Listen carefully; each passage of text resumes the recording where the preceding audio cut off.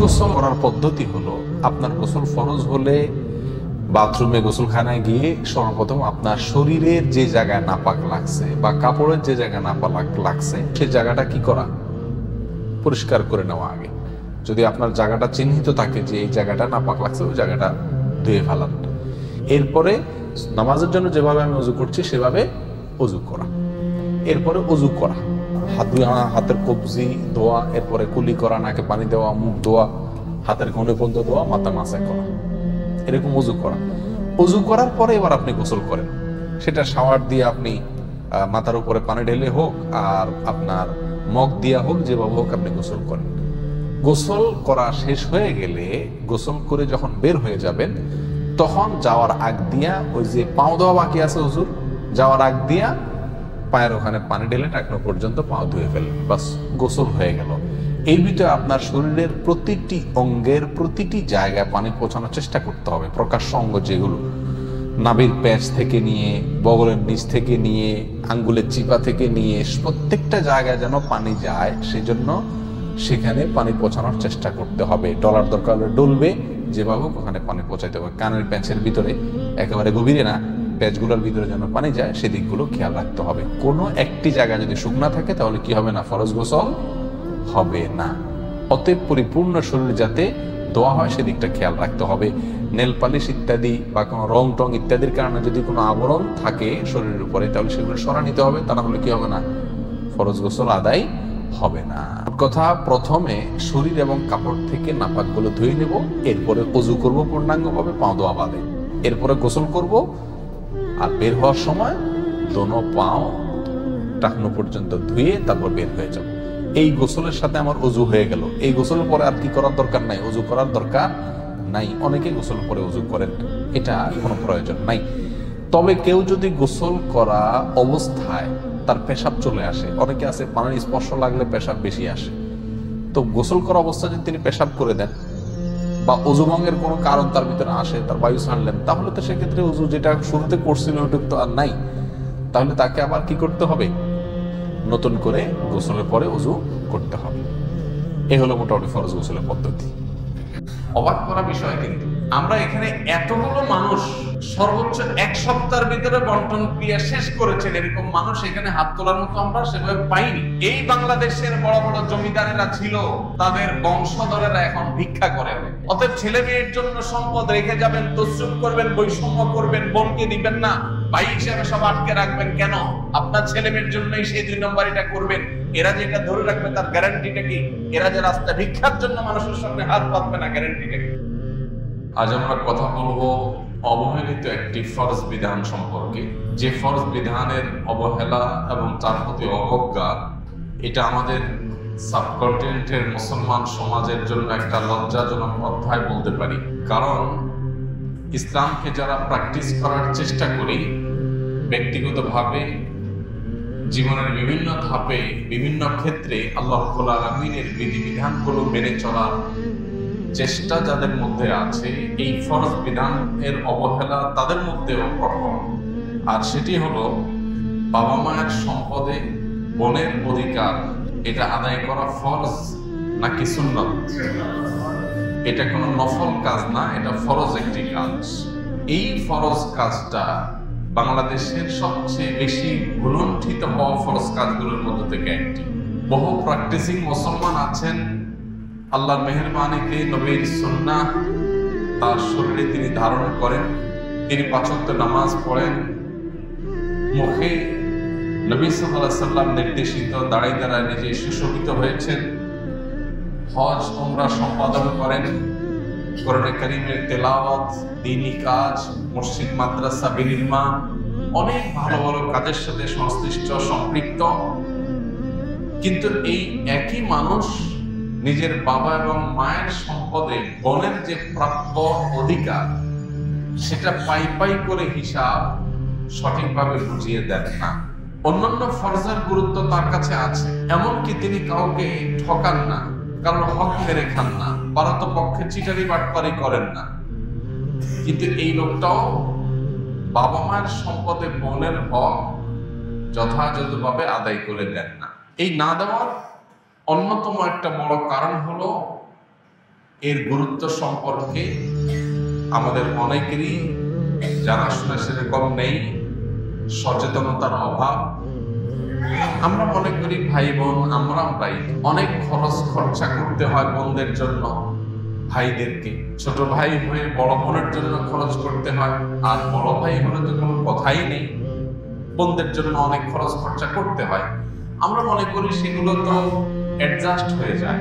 এ ধরনের একটা ধারণা আমাদের মধ্যে বদ্ধমূল হওয়ার কারণে বাবা মায়ের সম্পদে বোনদের প্রাপ্য অধিকারটুকু আমরা অনেকে দিই না।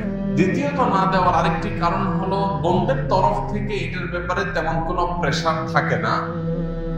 বোনরা খুব স্পষ্ট করে তাদের চাহিদার কথা, তাদের অধিকারের কথা তারা মুখ ফুটে বলেন না।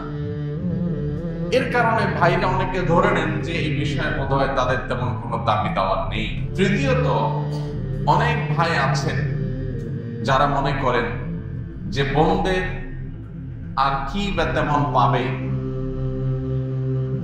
তার চাইতে বরং তাদেরকে অন্য অনেক ভাবে আমি পুষায় দেব এবং সেটাকে কাটাকাটি করে অ্যাডজাস্টমেন্ট করে নিব। এরকম নানাবিধ ভুল ধারণা এবং শয়তান নানাবিধ আমাদেরকে আইডিয়া দেয়। সেই আইডিয়াগুলো মাথায় আসার পর আমরা বোনদের অধিকারকে যথাযথ দেওয়ার গুরুত্ব সেভাবে অনুভব করি না। এমনকি বোন সিনিয়র হয়ে বয়স্কা হয়ে সন্তান সন্ততি হওয়ার পর, মারা যাওয়ার পর বোনের ছেলে মেয়েরা নানা পাড়ায় সম্পদ নেওয়ার জন্য তখন দেন দরবার, বিচার, সালিশ এবং মামলা মোকদ্দমা পর্যন্ত যেতে হয়। এতদিন পর্যন্ত আমরা জিনিসটাকে বিলম্ব করে ফেলি। মৌলিকভাবে মাঝে একটু জেনে রাখি, কোন মানুষের মৃত্যুর পর তার ওয়ারিসদের পরে কয়েকটা কর্তব্য চলে আসে ইমিডিয়েট। মৃত্যুর পর পর তৎক্ষণাৎ কিছু করণীয় তাদের উপরে প্রযোজ্য হয়। তার ভিতরে 1 নম্বর প্রযোজ্য হয় মৃত ব্যক্তির দাফন কাফনের জন্য প্রয়োজনীয় ব্যবস্থা করা, জানাজার ব্যবস্থা করা। এরপর মৃত ব্যক্তি যে সম্পদ তিনি রেখে গেলেন, তার সম্পদ থেকে তার দেনা দায়ী থাকলে সেগুলোকে পরিশোধ করা।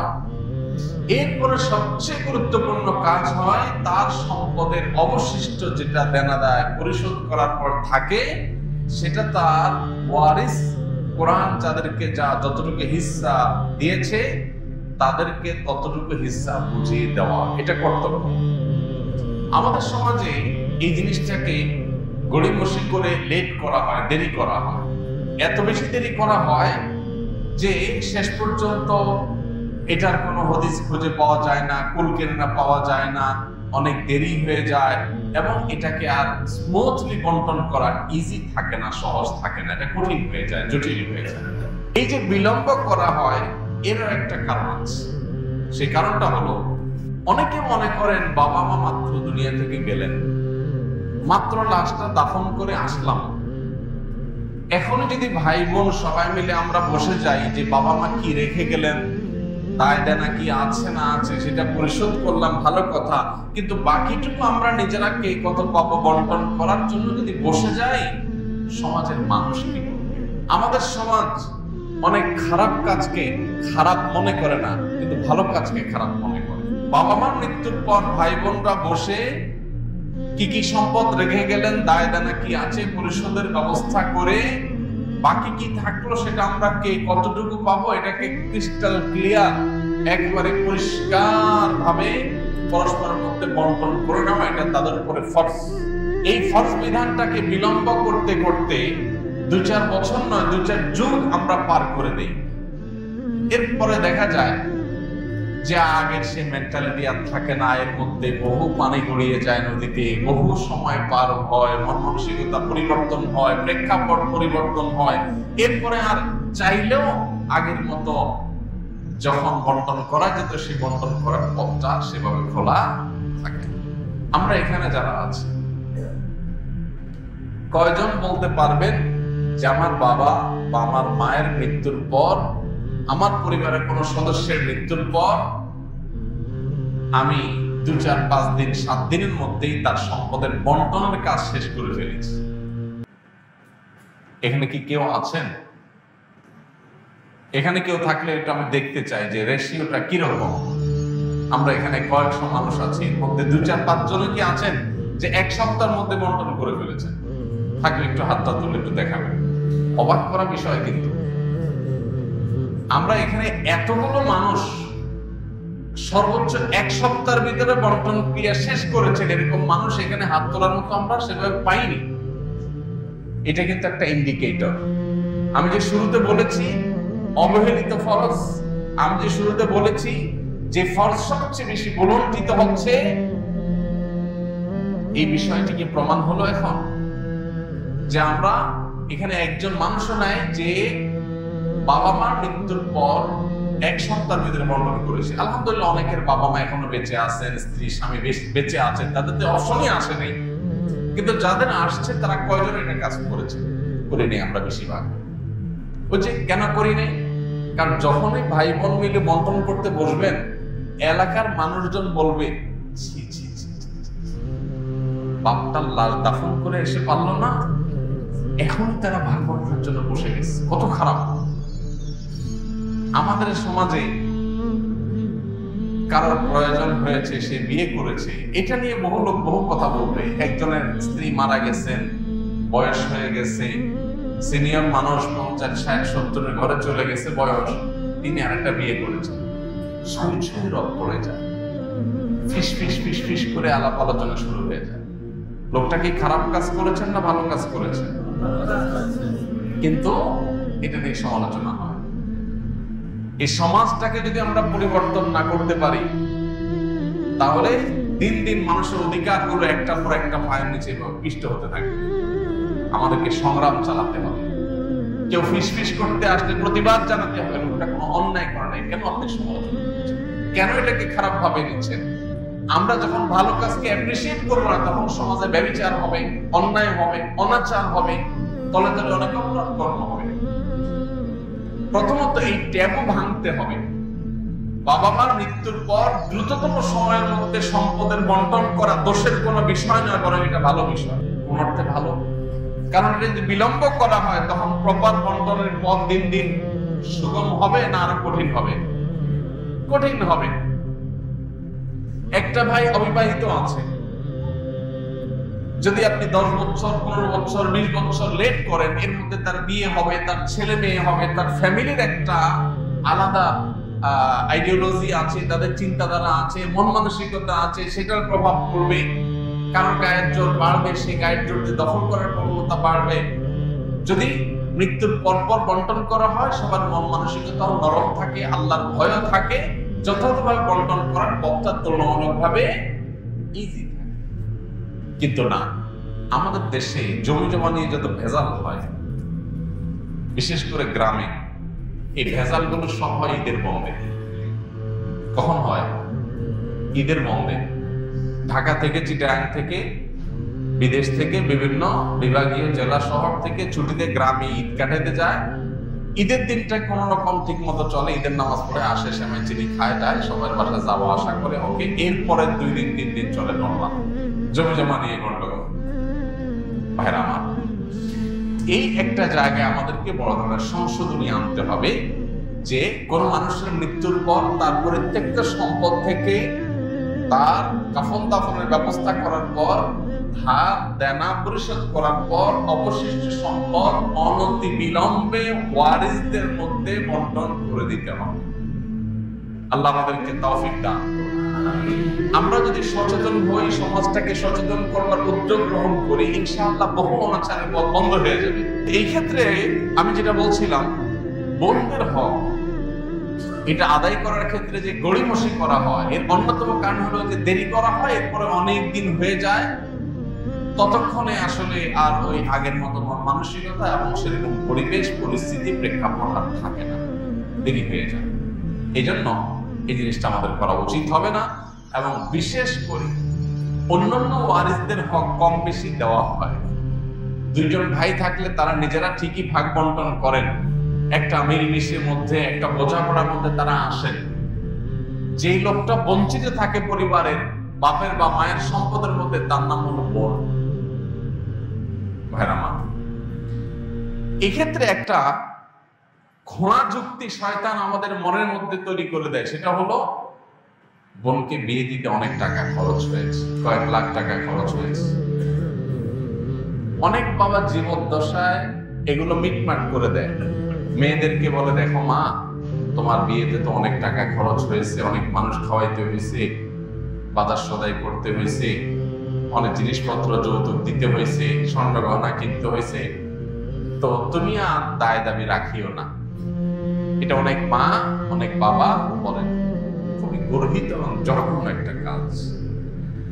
সন্তানের বিয়ে দেওয়া, বিশেষ করে কন্যা সন্তানের বিবাহ দেওয়া, এটা বাবার উপরে দায়িত্ব এবং কর্তব্য। 2 টাকা খরচ করে দিবেন না 2 লক্ষ টাকা খরচ করে দিবেন, এটা বাবাকে ব্যবস্থা করতে হবে, তাকে সিদ্ধান্ত নিতে হবে।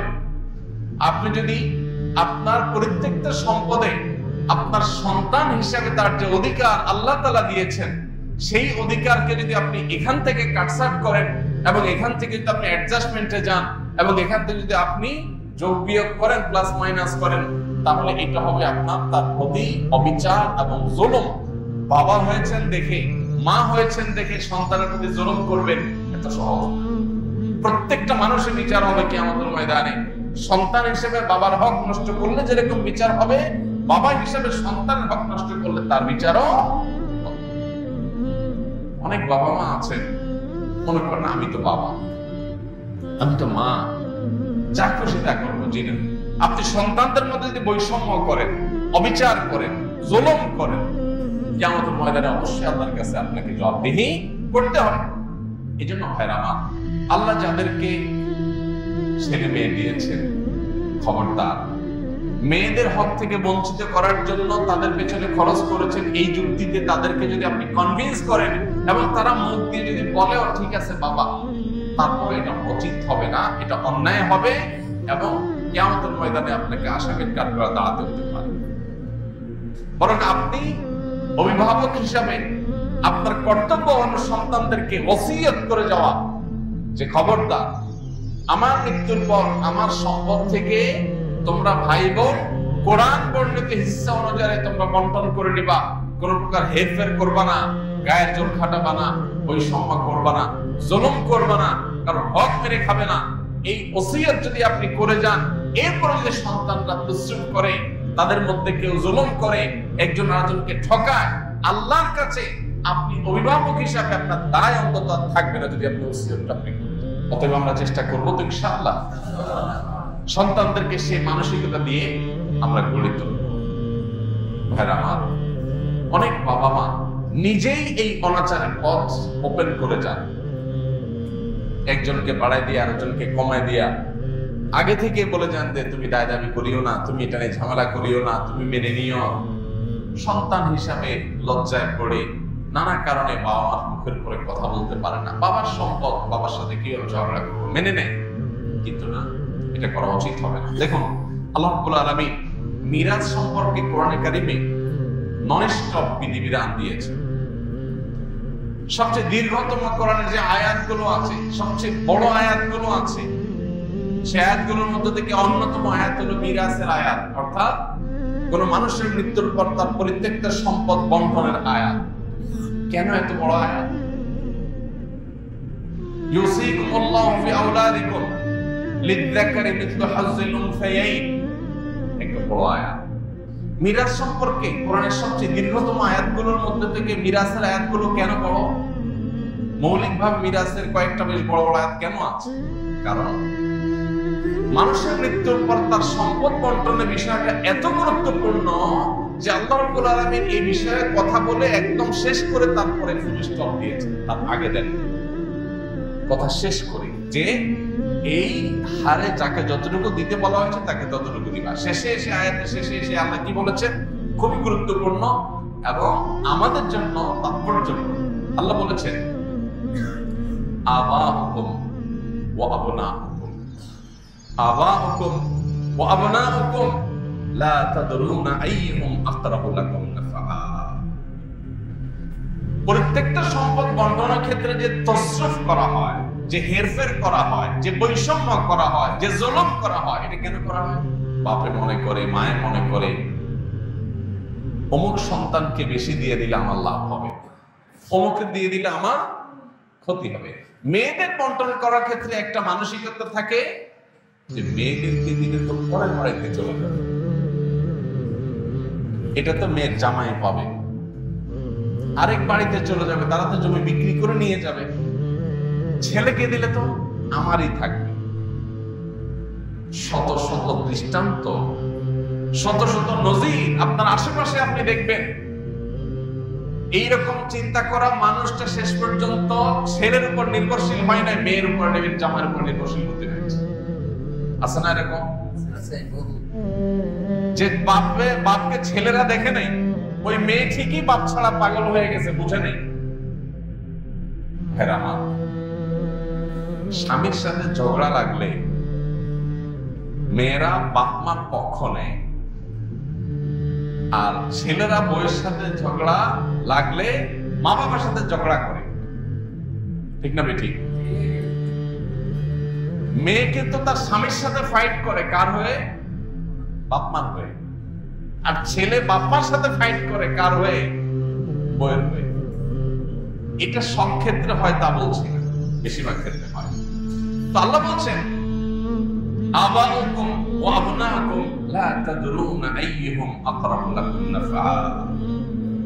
তোমরা তোমাদের সন্তান সন্ততিদের, আত্মীয়-স্বজনদের কাউকে কম কাউকে বেশি হেরফের করে দিচ্ছ, কাউকে দিচ্ছ আর কাউকে দিচ্ছ না, বঞ্চিত করছো। কেন? তুমি মনে করছো তাকে দিলে তোমারই থেকে যাবে। হতে পারে তাকে দিছে ওইটাই জলে যাবে, আর যেটাকে দিলে মনে করছো পরের বাড়ি চলে যাবে, ওইটাই হয়তো তোমার আপন হয়ে থাকবে। তুমি জানো না কে তোমার উপকারে আসবে। কত বাবা এরকম আছেন যে সম্পদ সব একটা ছেলের নামে লিখে দিয়েছেন, ওই ছেলে বেঈমানি করছে সবার আগে, আর যে ছেলেটাকে কিচ্ছু দেন নাই শেষ পর্যন্ত বিপদের শেষ মুহূর্তে ওই ছেলেই সাথে ছিল। আছে না এরকম বহু নজির? এজন্য আল্লাহ বলেছেন তোমাদের ছেলে সন্তান, ছেলে মেয়ে, সন্তান সন্ততির মধ্যে কে কতটা তোমার উপকারী হবে, তোমার কাজে আসবে, তুমি কিন্তু জানো না। ভবিষ্যৎ সম্পর্কে তোমার কোনো জ্ঞান নাই। অতএব তুমি নিজস্ব ডিসিশন থেকে কাউকে দিবা না, হেরফের করবে না। এটাকে আল্লাহর বন্ধন হিসেবে রাখবে, ফারিদাতাম মিনাল্লাহ। আল্লাহ বলেছেন এই বন্টন এটা আল্লাহর নির্ধারণ, মাইন্ডেড, এটাকে নির্ধারণ করে দিয়েছেন। ফারিদাতাম মিনাল্লাহ, এটা আল্লাহর নির্ধারণ, অতএব হেরফের করা যাবে না। ইন্নাল্লাহা কানা আলিমান হাকীমা, কি করো আর কি না করো আল্লাহ সবকিছু জানেন। কাকে কতটুকু দিতে হবে আল্লাহ মহাপ্রজ্ঞাবান, তার বিচার, তার বিশ্লেষণ, এটাকে তুমি তোমার ক্ষুদ্র বিবেক দিয়ে বোঝার চেষ্টা করবে না বা জাস্টিফাই করার চেষ্টা করবে। এজন্য ভাই, বোনদের হক, মেয়েদের হক পাই পাই করে বুঝাই দেবেন তো ইনশাআল্লাহ। বাংলাদেশে জমি জমার দলিল, এগুলো নিয়ে যাদের ঘাটাঘাটি করার অভ্যাস আছে, কয়টা জমির দলিল মেয়েদের নামে পাইছেন আপনারা? একটা জরিপ সম্ভবত এরকম হয়েছে যে বাংলাদেশের টোটাল ল্যান্ডের মালিকানা এর 4 or 5% মাত্র মেয়েদের নাম। বাংলাদেশে মেয়েদের সংখ্যা অলমোস্ট ছেলেদের হাফ, প্লাস মাইনাস 50-50 প্রায়।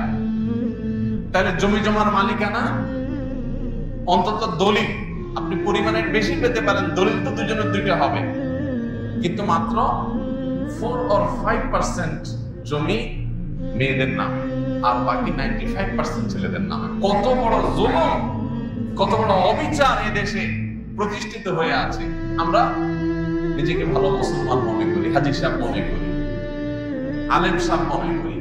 আমি বিভিন্ন মাহফিলে গেলে হাত তোলাবার চেষ্টা করি। কোন সব সেই সুপুরুষ আছেন যারা হাত তুলে বলতে পারবেন যে আমার বাবা বা আমার মায়ের মৃত্যুর পর আমার বোনদের হক পাই পাই করে বুঝাই দিছি? কয়জন আছেন? এখানে হাত তুলতে বললেও খুব বেশি হাত উঠবে না, আমি জানি। এই যে একটা লজ্জাস্কর অধ্যায় আমাদের, এই অধ্যায়কে কবর রচনা করতে হবে, এই অধ্যায়ের অবসান ঘটাতে হবে। এর জন্য সংকল্প দরকার। ভয়কে জয় করতে হবে। সম্পদ দেওয়ার মালিক কে? সম্পদ রাখার মালিক কে? এই বাংলাদেশের বড় বড় জমিদারেরা ছিল, তাদের বংশধরেরা এখন ভিক্ষা করে অনেকে, আছে না নেই? অতএব ছেলে মেয়ের জন্য সম্পদ রেখে যাবেন, তসরুফ করবেন, বৈষম্য করবেন, বোনকে দিবেন না, ভাই হিসাবে সব আটকে রাখবেন কেন? আপনার ছেলে মেয়ের জন্যই সেই 2 নম্বর এটা করবেন। এরা যেটা ধরে রাখবে তার গ্যারান্টিটা কি? এরা যে রাস্তা ভিক্ষার জন্য মানুষের সামনে হাত পাতবে না, গ্যারান্টিটা কি? অতএব যার যার পাওনা আমি বুঝাই দিব। জীবনে আল্লাহ তাআলা অদৃশ্য এবং সারপ্রাইজড রিজিক আমাকে দিবেন, বরকত আমাকে দিবেন ইনশাআল্লাহ। আল্লাহ তাআলা বলেছেন, ইয়া আইয়ুহাল্লাযীনা আমানু লা তাকুলু আমওয়ালাকুম বাইনাকুম বিল বাতিল। হে ঈমানদাররা, তোমরা একে অন্যের হক মেরে খাইও না অন্যায়ভাবে। আমার বাবা মারা গেছেন, যাই রেখে গেছে, এখানে আমার বোনের হক আছে, এটা আমি দিলাম না। গড়ি মশাই করে দানাই বানাই করে বুঝ দিয়ে আমি রেখে দিলাম, তাহলে তার সম্পদটা আমি অন্যায়ভাবে ভক্ষণ করলাম। নবী করিম সাল্লাল্লাহু আলাইহি ওয়াসাল্লাম একটা হাদিস সহিহ বুখারী মুসলিমে একযোগে বর্ণনা করেছে। তিনি বলেছেন, মানে তাতা আশিবরাম মিনাল আরদ যুলমা, কেউ যদি কারো অন্যায়ভাবে 1 বিঘত সম্পদ আত্মসাৎ করে, 1 বিঘত সম্পদ আত্মসাৎ করে, যারা আইল ঠেলেন, কত বিঘত যে ঠেলতে নিয়ে গেছেন আল্লাহ জানে। 1 বিঘত সম্পদ যদি কেউ কারো আত্মসাৎ করে, নবীজি সাল্লাল্লাহু আলাইহি ওয়াসাল্লাম বলেছেন 7 তবক জমিনকে কিয়ামতের ময়দানে তার গলায় ঝুলিয়ে দেওয়া হবে। কত জমিন লাগে ধরবেন নেই, সেদিন মৃত্যু হবে না, কষ্ট যন্ত্রণা এটা ঠিকই হলো থাকে। ভাইরা আমার, আল্লাহ রাব্বুল আলামিন আল্লাহর বিধিবিধানের সামনে আমাদেরকে আত্মসমর্পণ করার, সেরকম ঈমানের শক্তি ধারণ করার তৌফিক নসিব করুন। ভাইরা আমার, আমরা আমাদের বন্ধুদের হক যদি মেরে খাই, তাদের হক যদি নষ্ট করি, সম্পদ যদি আত্মসাৎ করি, তাতে কি হবে? প্রথমত জীবনের বরকত চলে যাবে। এই যে সম্পদ রাখবেন, এই সম্পদ আপনার তেমন কোনো কাজে আসবে না। সম্পদ রাখবেন, সাথে ক্যান্সার চলে আসতে পারে, কিডনি ড্যামেজ হয়ে যেতে পারে, হার্টে ব্লক হতে পারে, এমন কিছু হতে পারে যে সম্পদ মারছেন মনের 5 লাখ টাকা, রোগ আল্লাহ ধরায় দেবে 10 লাখ টাকা, টেরও পাবেন না।